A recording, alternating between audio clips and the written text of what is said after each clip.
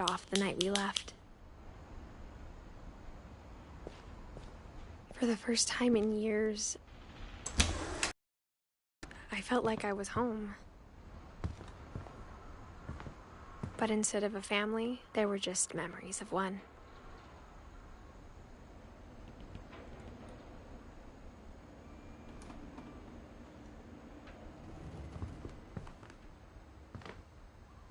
Like how only one restaurant would deliver to our house, so we had Chinese a lot.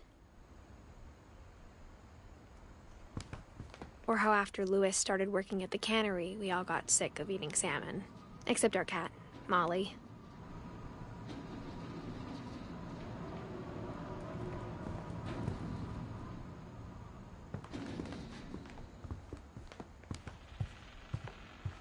The table was still a wreck from the night we left.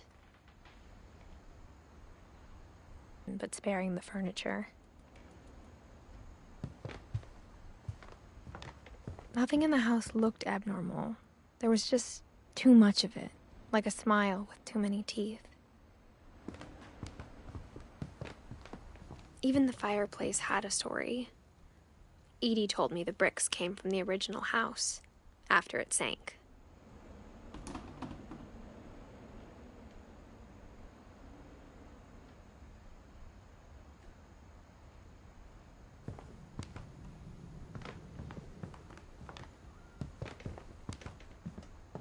Mom always told me to stay out of the basement, so I wasn't too surprised when the key didn't fit.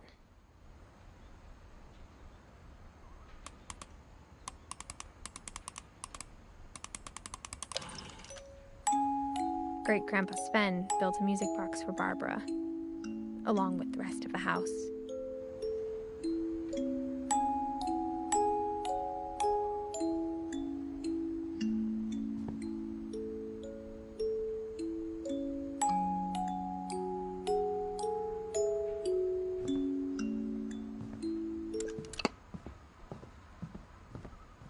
A lot of things got left behind in the whirlwind of that last night.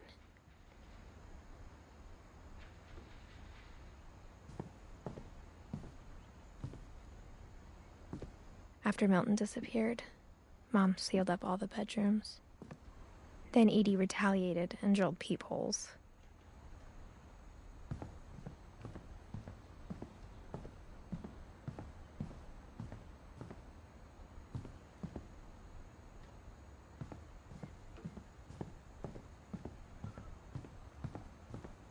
Whenever people ask me about my family, the first thing they always want to know about is Barbara.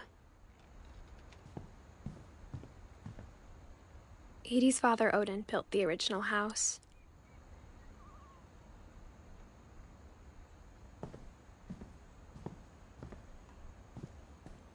Mom must have locked the third-floor stairs on the night we left.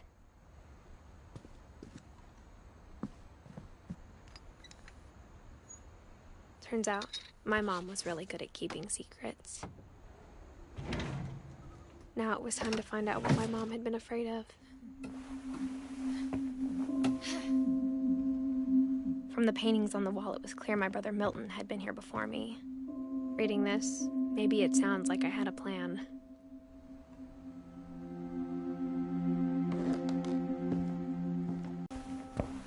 Just like I had no idea where all this was gonna lead.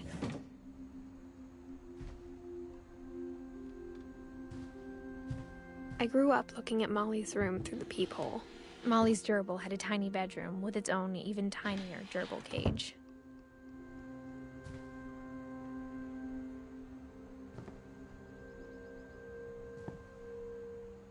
Being inside for the first time, I felt like I'd stepped behind a painting.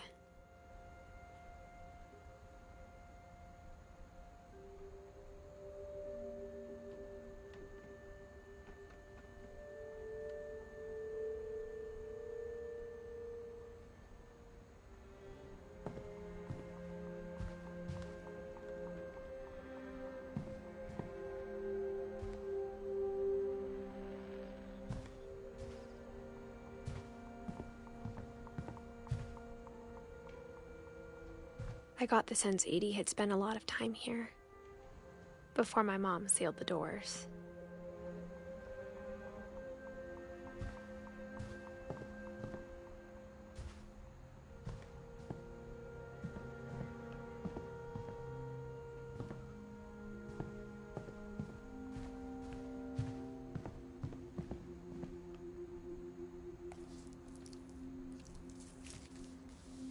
December 13th, 1947. Dear Diary, I'll be gone soon, but I wanted to tell somebody about what's gonna happen. It started when Mom sent me to bed without dinner. I woke up and I was starving, so I looked around for something to eat.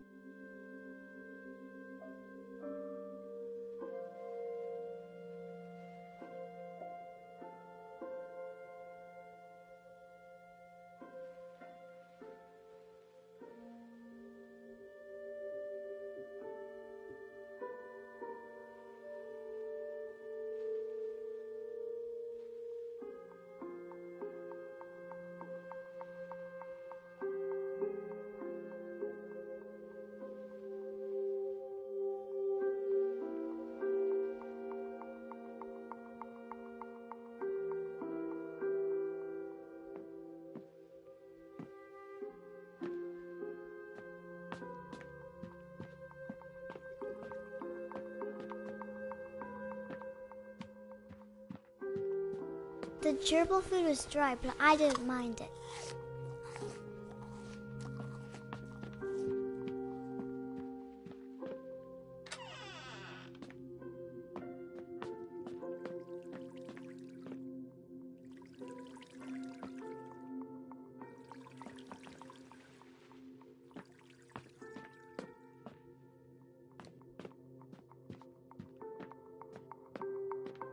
My Halloween candy was all gone.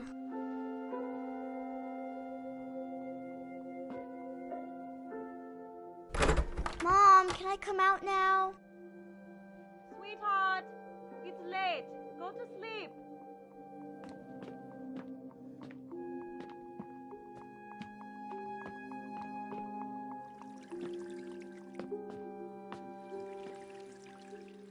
I thought about eating Christopher, but I held back.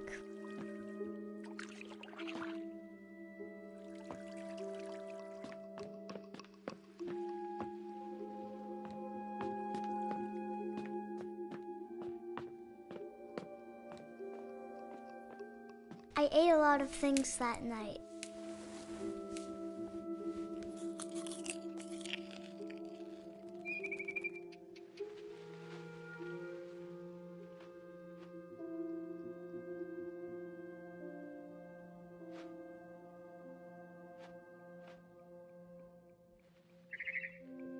I kept eating and eating.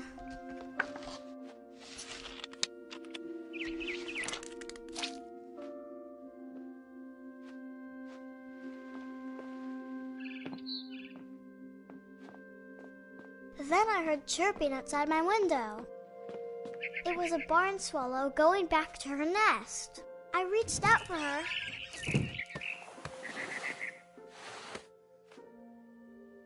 And suddenly, I was a cat. I tried to be quiet, but the bird was really scared.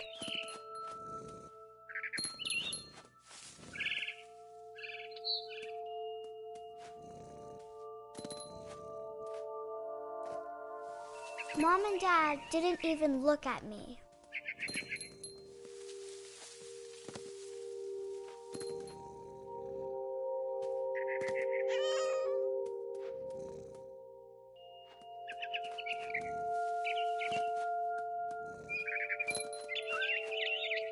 I jumped and I almost got her.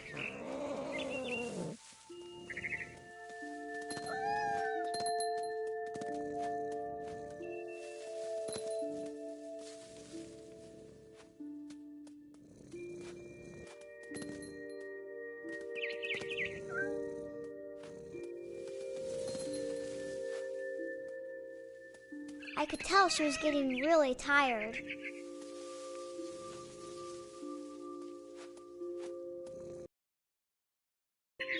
Now I was up in the big tree. I promised Dad I wouldn't climb it anymore. All I cared about was eating that mama bird. I gobbled her up. And suddenly, I was an owl. First, all I heard was the wind. Then I heard little teeth nibbling in the grass.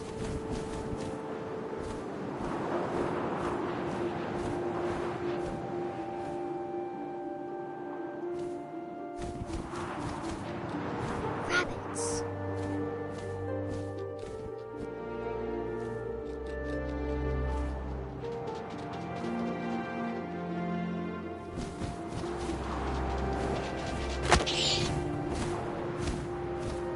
I imagined his face looking up and seeing mine through my talons. I swallowed him up, and I didn't chew one bit. Then I flew off to find something bigger.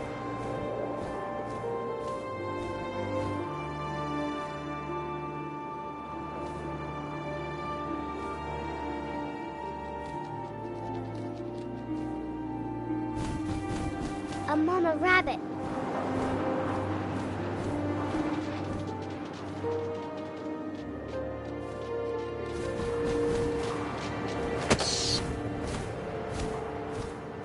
She was almost too big to carry. I started choking, but I couldn't stop eating. And suddenly, I was a shark.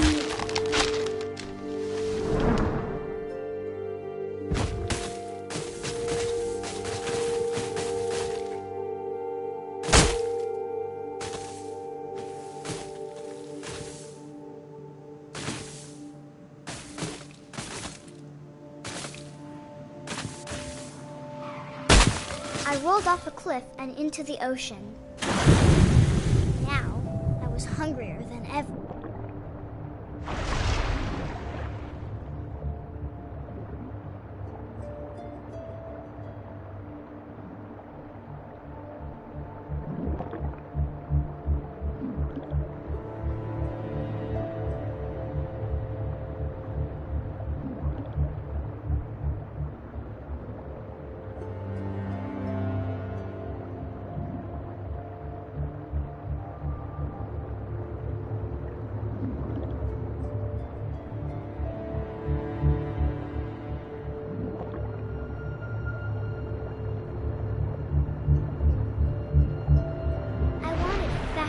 Juicy seals.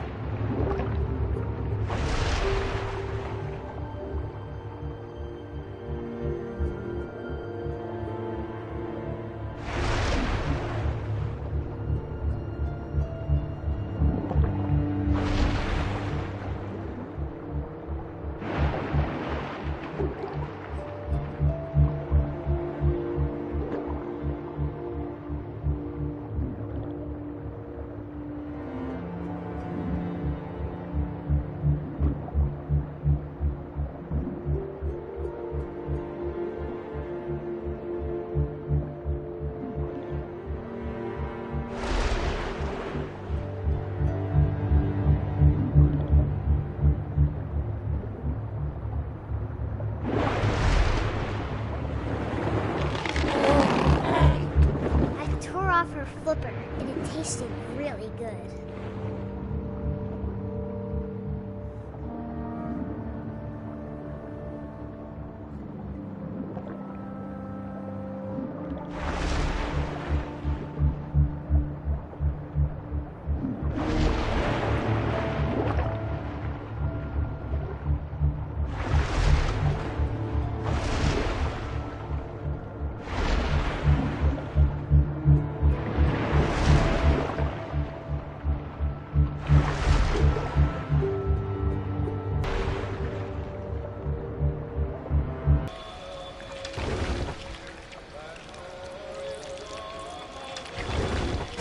I wanted to stop, but also I didn't.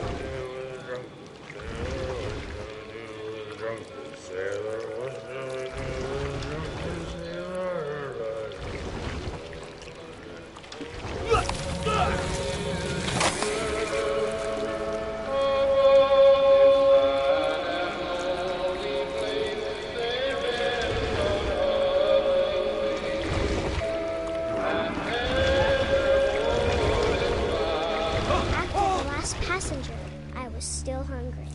And to cross the water, I smelled something new. Something I had to have, so I swam towards it.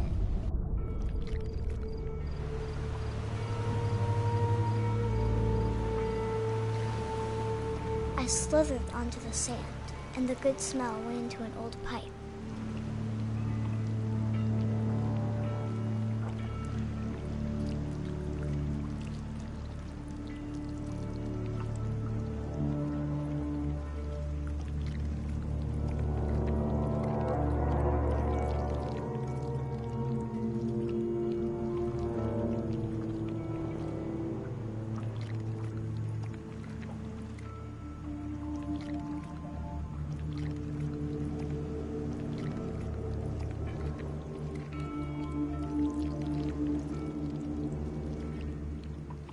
I got closer and closer.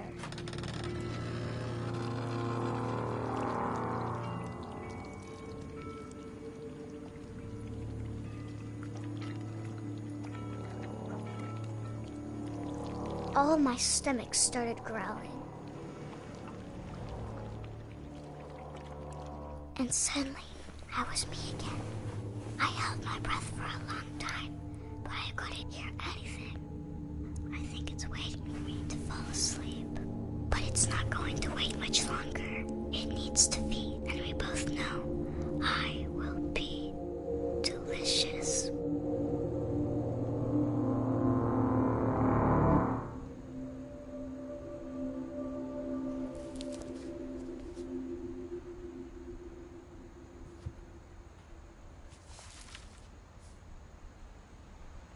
I'm not sure if I believed all of that, but I'm sure Edie would have.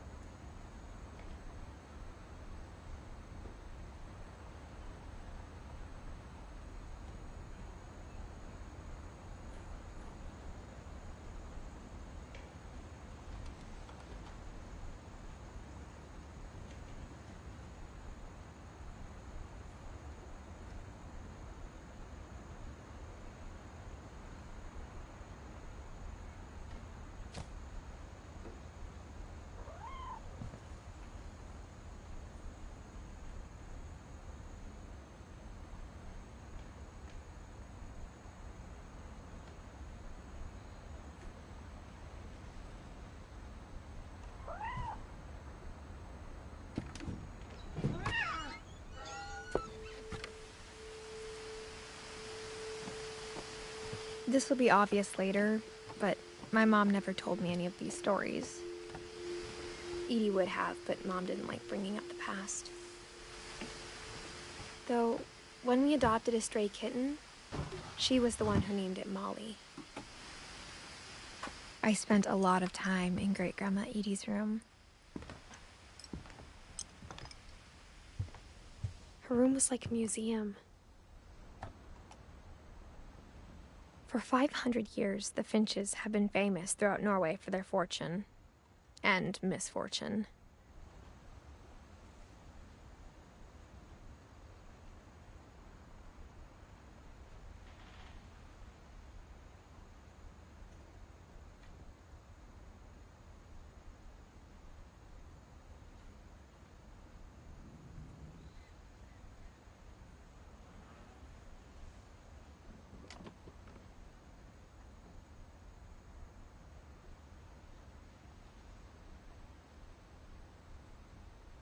Odin Finch buries the latest victims of the family curse. On January 7th, 1937, he set 40-foot waves off the coast of Washington, send the house and Odin to the bottom of the sea. Odin's daughter Edie, with husband Sven and baby Molly, step ashore on their new home, Orcas Island.